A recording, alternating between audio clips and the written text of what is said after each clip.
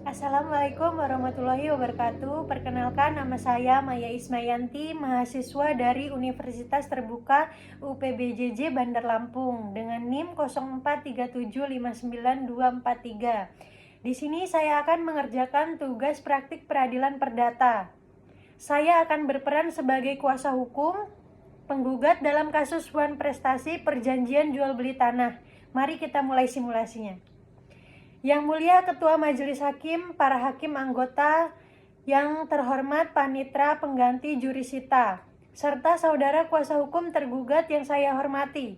Perkenalkan, saya Maya Ismayanti, sarjana hukum dalam simulasi ini, sebagai mahasiswa dari Universitas Terbuka yang bertindak selaku kuasa hukum tergugat dalam sidang perkara perdata ini. Saya hadir di sini untuk dan atas nama penggugat yaitu Tuan Andi berdasarkan surat kuasa khusus tertanggal 6 Oktober 2025. Pembayaran disepakati dalam 2 tahap. Tahap pertama adalah uang muka sebesar 300 juta rupiah yang telah dibayarkan lunas oleh tergugat. Tahap kedua adalah pelunasan sisa pembayaran sebesar 700 juta rupiah yang jatuh tempo pada tanggal 15 April 2023. Namun hingga saat ini tergugat belum juga melunasi sisa pembayaran tersebut, meski kami telah melayangkan surat teguran atau somasi sebanyak 2 kali. Tindakan tergugat ini jelas telah merugikan klien saya. Tidak hanya dana yang tertahan, tetapi tanah milik klien saya juga menjadi terikat secara hukum sehingga beliau kehilangan kesempatan untuk menjualnya kepada pihak lain yang mungkin lebih serius dan mampu. Yang mulia Majelis Hakim, dengan ini izinkan saya untuk membacakan surat gugatan kami, surat gugatan Wan Prestasi yang bertanda tangan di bawah ini. Nama Maya Ismayanti, alamat Waituba, saksi Jalan Pergerakan Sempurna 001, pekerjaan advokat dalam hal ini bertindak sebagai kuasa hukum berdasarkan surat kuasa khusus.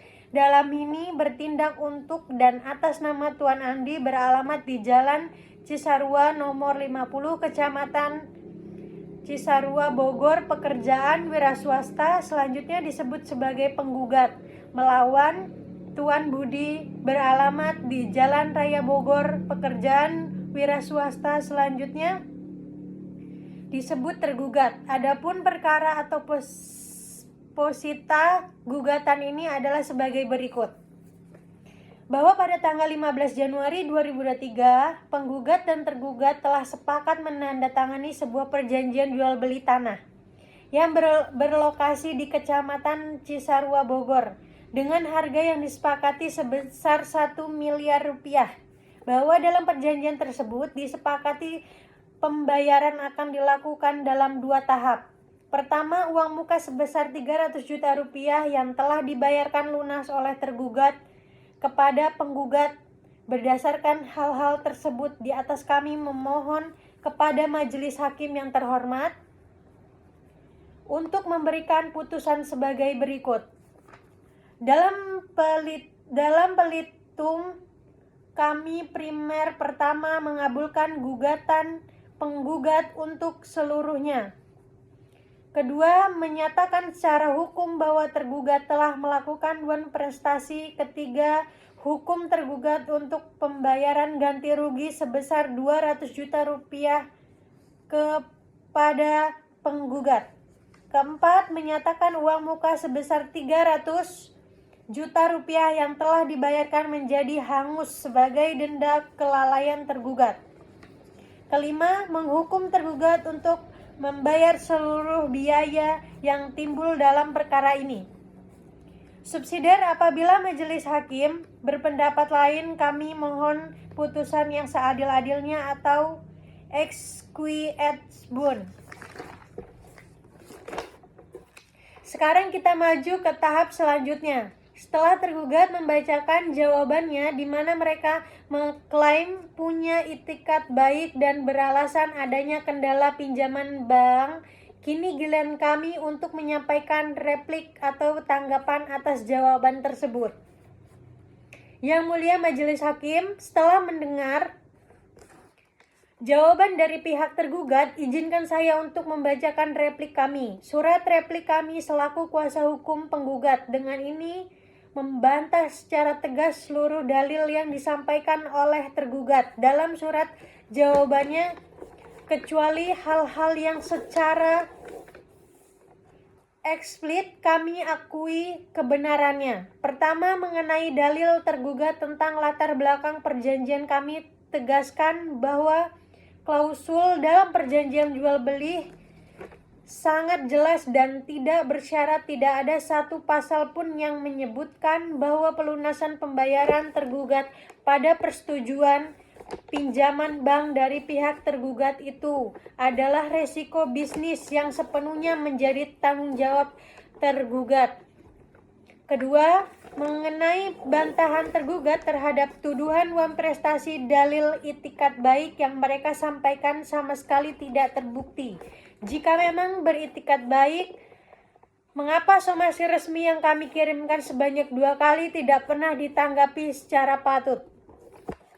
Mengabaikan somasi adalah bukti nyata ketiadaan itikat baik. Argumen kami ini didukung oleh jurisprudensi Mahkamah Agung dalam putusan nomor 1245 KPDT 2018. Ketiga, tentang bantahan kerugian dalil tergugat bahwa penggugat seharusnya membatalkan perjanjian secara sepihak adalah keliru. Pasal 1266 KUH Perdata memberikan hak kepada kami untuk menuntut pemenuhan perjanjian disertai ganti rugi, bukan kewajiban untuk membatalkannya. Kerugian yang kami alami adalah nyata, yaitu hilangnya kesempatan atau opportunity cost sebesar 100 juta rupiah dari calon pembeli lain, ditambah biaya perawatan tanah sebesar 15 juta rupiah.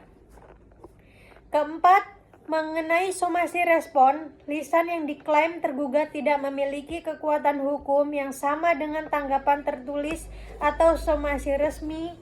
Pengabaian terhadap surat resmi menunjukkan sikap tidak serius dari tergugat.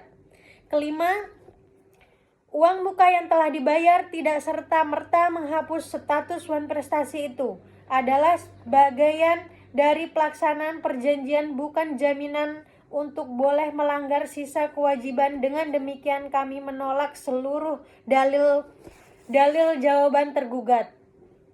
Dan tetap pada gugatan awal kami tetap sama, yaitu memohon majelis hakim mengabulkan gugatan kami seluruhnya. Selanjutnya kita masuk ke tahap replik, di mana tergugat menanggapi replik kita. Dalam simulasi ini saya akan langsung merespon poin-poin yang mungkin mereka sampaikan dalam replik dalam duplik untuk memperkuat argumen kita. Yang Mulia Majelis Hakim, atas duplik yang baru saja disampaikan oleh kuasa hakim tergugat kami yang ingin memberikan penegasan kembali, kami menolak sepenuhnya dalil-dalil dalam duplik tersebut. Gugatan mencoba berlindung di balik alasan force majeure atau keadaan kahar karena kesulitan keuangan dan masalah perbankan. Dalil ini tidak dapat diterima jurisprudensi Mahkamah Agung dalam bentuk nomor 567 KPDT 2020 secara jelas menyatakan bahwa kesulitan keuangan pribadi atau kegagalan mendapatkan pinjaman bank tidak dapat dikategorikan sebagai force majeure. Itu adalah resiko yang melekat pada diri tergugat sebagai pembeli mengenai klaim komunikasi lisan yang mereka sampaikan dalam hukum perdata, terutama untuk perjanjian sepenting jual beli tanah. Komunikasi tertulis adalah acuannya bukti percakapan WhatsApp yang mereka ajukan tidak relevan karena terjadi jauh setelah tanggal jatuh tempo pelunasan. Itu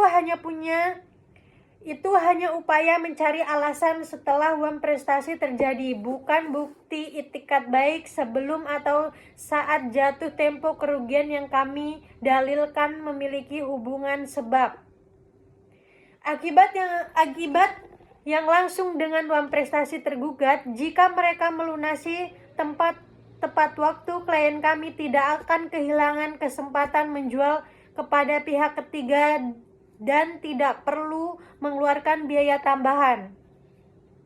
Oleh karena itu, kami tetap pada petitum awal kami. Sekarang tibalah saat yang krusial, yaitu tahap pembuktian. Di sini kata-kata saja tidak cukup. Kita harus menyajikan bukti-bukti yang kuat, Yang Mulia. Majelis Hakim, izinkan kami untuk mengajukan bukti-bukti surat kami dalam perkara ini.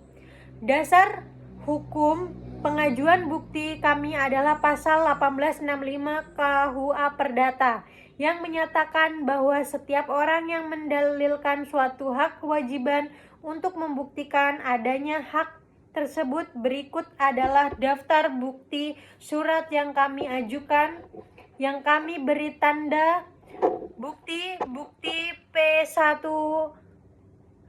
rangkap salinan perjanjian jual beli tanah tanggal 15 Januari 2023. Bukti ini menunjukkan adanya hubungan hukum dan kesepakatan yang sah antara penggugat dan tergugat. Bukti P2, kwitansi asli pembayaran uang muka sebesar 300 juta rupiah ini membuktikan bahwa tergugat baru memenuhi sebagian kecil dari kewajibannya. Bukti P3 dan P4, salinan surat somasi pertama dan kedua beserta tanda terimanya ini membuktikan itikat baik kami untuk menyelesaikan masalah di luar pengadilan yang sayangnya diabaikan oleh tergugat. Bukti P5, rekening koran milik penggugat yang mengajukan tidak adanya transfer dana dari tergugat pada atau setelah tanggal jatuh tempo ini membuktikan secara faktual bahwa pelunasan tidak pernah terjadi. Bukti P6, surat penawaran dari pihak ketiga yang tertarik membeli tanah tersebut ini untuk membuktikan kerugian berupa opportunity cost yang kami derita.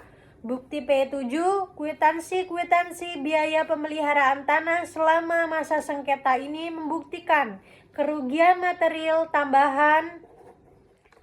Seluruh bukti ini, Yang Mulia, secara konsisten mendukung dalil kami bahwa tergugat telah melakukan uang prestasi menyebabkan kerugian nyata bagi klien kami dan sekaligus membantah seluruh dalil pembelaan tergugat. Pemohon kami tetap sama, yaitu agar majelis hakim menyatakan tergugat telah uang prestasi dan menghukumnya untuk membayar ganti rugi. Akhirnya kita sampai pada tahap akhir sebelum putusan, yaitu penyampaian kesimpulan. Yang Mulia majelis hakim yang kami muliakan, setelah melalui seluruh rangkaian persidangan, izinkan kami menyampaikan kesimpulan akhir berdasarkan fakta-fakta persidangan dan bukti-bukti yang telah kami ajukan terbukti secara sah dan meyakinkan bahwa satu, telah ada perjanjian jual beli yang sah dan mengikat antara penggugat dan tergugat. Dan tergugat telah melakukan uang prestasi dengan tidak melunasi sisa pembayaran sebesar 700 juta rupiah pada tanggal yang telah disepakati. 3. Seluruh alasan yang dikemukakan tergugat termasuk masalah pinjaman bank tidak berdasarkan secara hukum dan tidak dapat menghapuskan kewajibannya. 4.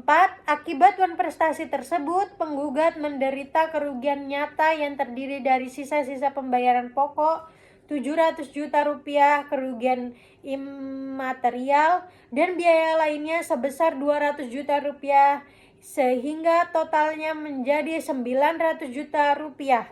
Oleh karena itu, dalam petitum kesimpulan ini kami memohon agar majelis hakim mengabulkan gugatan kami seluruhnya, menghukum tergugat untuk membayar total ganti rugi tersebut. Menyatakan putusan ini dapat dilaksanakan terlebih dahulu meskipun ada upaya hukum banding atau kasasi dan membebankan seluruh biaya perkara kepada tergugat. Demikian kesimpulan ini kami sampaikan atas perhatian dan kearifan yang mulia majelis hakim. Kami ucapkan terima kasih.